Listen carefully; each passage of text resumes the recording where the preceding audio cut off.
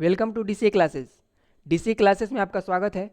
आज हम लोग बिहार दरोगा और बिहार एसएससी मेंस 2020 के लिए 25 जीके और जीएस का क्वेश्चन सेट देखेंगे। इससे पहले भी मैंने एक क्वेश्चन सेट कराया है जिसका लिंक आपको डिस्क्रिप्शन बॉक्स में मिल जाएगा। तो स्टार्ट करने से पहले आपसे रिक्वेस्ट है कि प्लीज़ मेरे चैनल को सब्सक्राइब करें और वीडियो अच्छा लगे तो लाइक और दोस्तों के बीच शेयर भी करें। और यहाँ पर प्रत्येक क्वेश्चन का आंसर देने के लिए आपके पास 3 सेकंड का टाइम मिलेगा, ठीक है। और देखिएगा कि 25 क्वेश्चन में से आप कितना सही कर पाते हो। चलिए आज का क्वेश्चन स्टार्ट करते हैं। आज का पहला क्वेश्चन है, मगध साम्राज्य का वास्तविक संस्थापक कौन था? मगध साम्राज्य का वास्तविक संस्थापक कौन था? ऑप्शन है बिंबिसार, महापद्मनंद, शिशुनाग, जरासंध। दोस्तों इसका आंसर होगा ऑप्शन ए बिंबिसार, ठीक है। मगध साम्राज्य का वास्तविक संस्थापक था बिंबिसार। अगला सवाल है, वह स्तंभ कौन सा है जिसमें अशोक ने स्वयं को मगध का सम्राट बताया है? वह स्तंभ कौन सा है जिसमें अशोक ने स्वयं को मगध का सम्राट बताया है? ऑप्शन है मास्की का लघु स्तंभ, रुमिनदेय स्तंभ, कीन स्तंभ, भाब्रू स्तंभ।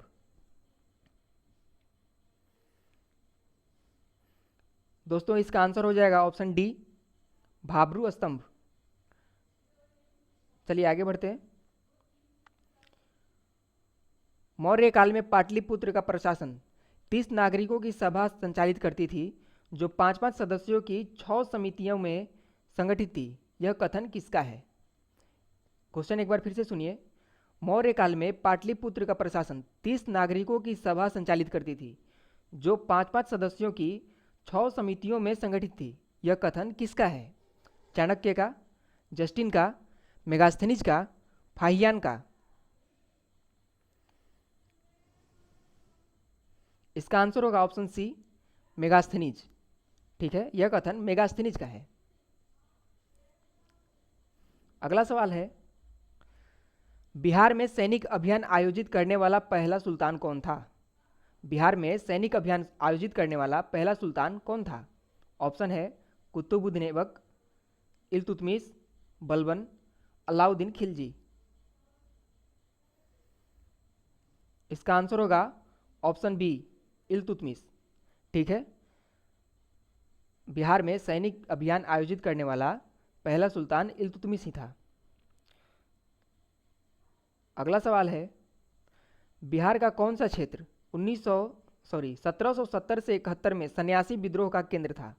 ठीक है, बिहार का कौन सा क्षेत्र 1770 से 71 में सन्यासी विद्रोह का केंद्र था? ऑप्शन है पटना, पूर्णिया, गया, नालंदा। दोस्तों इसका आंसर होगा ऑप्शन बी पूर्णिया।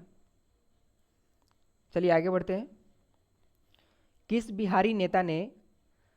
बिहारी नेता की अध्यक्षता में भारतीय राष्ट्रीय कांग्रेस का एक विशेष अधिवेशन अगस्त 1918 में बंबई में हुआ? ठीक है, किस बिहारी नेता की अध्यक्षता में भारतीय राष्ट्रीय कांग्रेस का एक विशेष अधिवेशन अगस्त 1918 में बंबई में हुआ? अली इमाम, मजहरुल हक, सैयद हसन इमाम, राजेंद्र प्रसाद। इसका आंसर हो जाएगा ऑप्शन सी सैयद हसन इमाम। यह अधिवेशन जो है मांटेग्यू चिम्सफोर्ड रिपोर्ट पर विचार विमर्श के लिए हुआ था। इसमें सैयद हसन इमाम के नेतृत्व में एक शिष्टमंडल इंग्लैंड भेजने का निर्णय भी लिया गया था। ठीक है, चलिए आगे बढ़ते हैं। चौथ और सरदेशमुखी किसके शासनकाल के दौरान लिए जाने वाले कर थे? ठीक है, चौथ और सरदेशमुखी किसके शासनकाल के दौरान लिए जाने वाले कर थे? मराठा, मुगल, अंग्रेज, पुर्तगाली। दोस्तों इसका आंसर होगा ऑप्शन ए मराठा, ठीक है। मराठा के शासनकाल में चौथ और सरदेशमुखी ये कर लिए जाते थे। अगला सवाल है, निम्नलिखित देशांतर रेखाओं में से कौन सी बिहार से होकर गुजरती है? ऑप्शन है 80.5 डिग्री, 86 डिग्री, 84 डिग्री, 81 डिग्री। इसका आंसर होगा ऑप्शन बी 86 डिग्री। अगला सवाल है, बिहार राज्य की औसत ऊंचाई समुद्र तल से कितनी है? बिहार राज्य की औसत ऊंचाई समुद्र तल से कितनी है? 40 मीटर, 53 मीटर, 60 मीटर, 58 मीटर। दोस्तों इसका आंसर होगा ऑप्शन बी 53 मीटर। दरअसल समुद्र तल से इसकी ऊंचाई जो है, एक्चुअल ऊंचाई 52.73 मीटर है। ठीक है, चलिए आगे बढ़ते हैं। गंगा नदी की बिहार में लंबाई कितनी है? गंगा नदी की बिहार में लंबाई कितनी है? दोस्तों इसका आंसर होगा ऑप्शन ए 425 किलोमीटर। ठीक है, गंगा नदी की जो लंबाई है बिहार में वो 425 किलोमीटर है। बिहार एवं उत्तर प्रदेश राज्यों की संयुक्त सिंचाई परियोजना है। ऑप्शन है दामोदर वैली परियोजना, कोसी परियोजना, सोन बैरेज परियोजना, गंडक परियोजना। दोस्तों इसका आंसर होगा ऑप्शन डी गंडक परियोजना। अगला सवाल देखते हैं, निम्नलिखित में से कौन सा क्षेत्र कोयला भंडार में सबसे अधिक समृद्ध है? ठीक है, निम्नलिखित में से कौन सा क्षेत्र कोयला भंडार में सबसे अधिक समृद्ध है? ब्रह्मपुत्र घाटी, दामोदर घाटी, महानदी घाटी, गोदावरी घाटी। इसका आंसर होगा ऑप्शन बी दामोदर घाटी। चलिए आगे बढ़ते हैं। 2002 परिसीमन आयोग द्वारा तैयार की गई नई सीमाओं का उपयोग करके चुनाव कराने वाला भारत का निम्नलिखित में से कौन सा राज्य है? सवाल एक बार फिर से देखिए। 2002 परिसीमन आयोग द्वारा तैयार की गई नई सीमाओं का उपयोग करके चुनाव कराने वाला भारत का निम्नलिखित में से कौन सा राज्य है? ऑप्शन है तमिलनाडु, केरल, कर्नाटक, आंध्र प्रदेश। दोस्तों इसका आंसर हो जाएगा ऑप्शन सी कर्नाटक। ठीक है,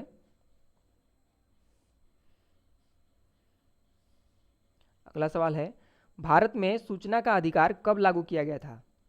ऑप्शन है 15 अगस्त 2005, 15 मार्च 2005, 15 जून 2005, 15 जुलाई 2005।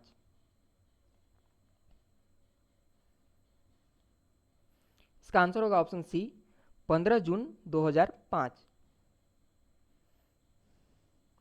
भारतीय संविधान के किस भाग में केंद्र राज्य संबंधों का उल्लेख किया गया है? ऑप्शन है भाग 4, भाग 11, भाग 10, भाग 12। इसका आंसर होगा ऑप्शन बी भाग 11। निम्नलिखित में से कौन प्रगतिशील कर का एक उदाहरण है? प्रगतिशील कर का एक उदाहरण कौन सा है? उत्पाद कर, सीमा शुल्क, आयकर, हाउस टैक्स। इसका आंसर होगा ऑप्शन सी आयकर। अगला सवाल है, यदि माल और सेवाओं की आपूर्ति की तुलना में धन की आपूर्ति में कमी है तो संभावित परिणाम डैश डैश होगा। ठीक है, यदि माल और सेवाओं की आपूर्ति की तुलना में धन की आपूर्ति में कमी है तो संभावित परिणाम क्या होगा? ऑप्शन है अति मुद्रास्फीति, अपस्फीति, अवमूल्यन, मुद्रास्फीति। इसका आंसर होगा ऑप्शन बी अपस्फीति। चलिए आगे देखते हैं। अगला सवाल है, आधुनिक अर्थव्यवस्था में निम्नलिखित में से कौन धन को संदर्भित करता है? आधुनिक अर्थव्यवस्था में निम्नलिखित में से कौन धन को संदर्भित करता है? ऑप्शन है केवल मुद्रा, पेपर नोट्स और सिक्के, केवल डिमांड डिपॉजिट, उपर्युक्त दोनों, इनमें से कोई नहीं। दोस्तों इसका आंसर होगा ऑप्शन सी उपर्युक्त दोनों। ठीक है, आधुनिक अर्थव्यवस्था में इनमें से ये दोनों option A and option B ये दोनों संदर्भित करते हैं। चलिए आगे बढ़ते हैं। पहला सफल हृदय प्रत्यारोपण निम्नलिखित में से किसके द्वारा किया गया था? ऑप्शन है D S Patel, C N Barnard, D Setty, P K Sen. इसका आंसर होगा option B, C N Barnard. पहला सफल हृदय प्रत्यारोपण सी एन बर्नार्ड द्वारा किया गया था। कौन सा नेत्र दोष अल्प दृष्टि दोष कहलाता है? कौन सा नेत्र दोष अल्प दृष्टि दोष कहलाता है? ऑप्शन है कोमा, दीर्घ दृष्टि दोष, निकट दृष्टि दोष, दृष्टि वैषम्य। इसका आंसर होगा ऑप्शन सी, निकट दृष्टि दोष। इसी को अल्प दृष्टि दोष भी कहते हैं। ठीक है, निकट दृष्टि दोष को ही अल्प दृष्टि दोष कहते हैं। मानव हृदय के प्रत्येक संकुचन के दौरान कितना रक्त पंप किया जाता है? ठीक है, मानव हृदय के संकुचन के दौरान कितना रक्त पंप किया जाता है? ऑप्शन है 10 ml, 50 ml, 75 ml, 25 ml। इसका आंसर होगा ऑप्शन सी, 75 ml। ठीक है, मानव हृदय के प्रत्येक संकुचन के दौरान 75 ml रक्त पंप किया जाता है। निम्नलिखित में से किस प्रकार की विद्युत चुंबकीय तरंगों में तरंग दैर्घ्य अधिकतम होता है? ऑप्शन है रेडियो तरंगे, सूक्ष्म तरंगे, इंफ्रारेड तरंगे, गामा किरणें।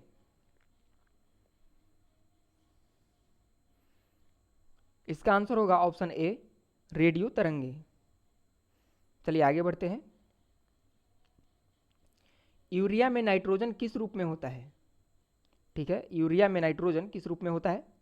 ऑप्शन है ammonium, amide, nitride, nitrate.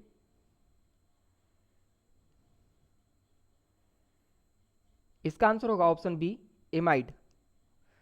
Urea में नाइट्रोजन जो है एमाइड के रूप में रहता है। किस विटामिन के जलीय विलयन का रंग गुलाबी होता है? किस विटामिन के जलीय विलयन का रंग गुलाबी होता है? ऑप्शन है vitamin B1, vitamin B12, vitamin B6, vitamin B2। इसका आंसर होगा option B, vitamin B12। Vitamin B12 का जलीय विलयन गुलाबी कलर का होता है। अगला सवाल है, यदि पृथ्वी पर वायुमंडल न होता तो दिन की अवधि होती? यदि पृथ्वी पर वायुमंडल न होता तो दिन की अवधि क्या होती? कम, अधिक, अपरिवर्तित, घटती बढ़ती? दोस्तों इसका आंसर होगा ऑप्शन ए, कम। दोस्तों आपके लिए सवाल है, इनमें से किसने स्टैच्यू ऑफ यूनिटी की रूपरेखा बनाई थी? इनमें से किसने स्टैच्यू ऑफ यूनिटी की रूपरेखा बनाई थी? चार ऑप्शन है। ऑप्शन है एडविन लुटियंस, राम भी सुतर, ली कोर्बुसेर, वीबी दोषी। चारों ऑप्शन में से राइट आंसर आपको कमेंट करके बताना है। ठीक है दोस्तों, अगर मेरा वीडियो आपको पसंद आया तो मेरे वीडियो को लाइक करें, चैनल को सब्सक्राइब करें और दोस्तों के बीच शेयर भी करें।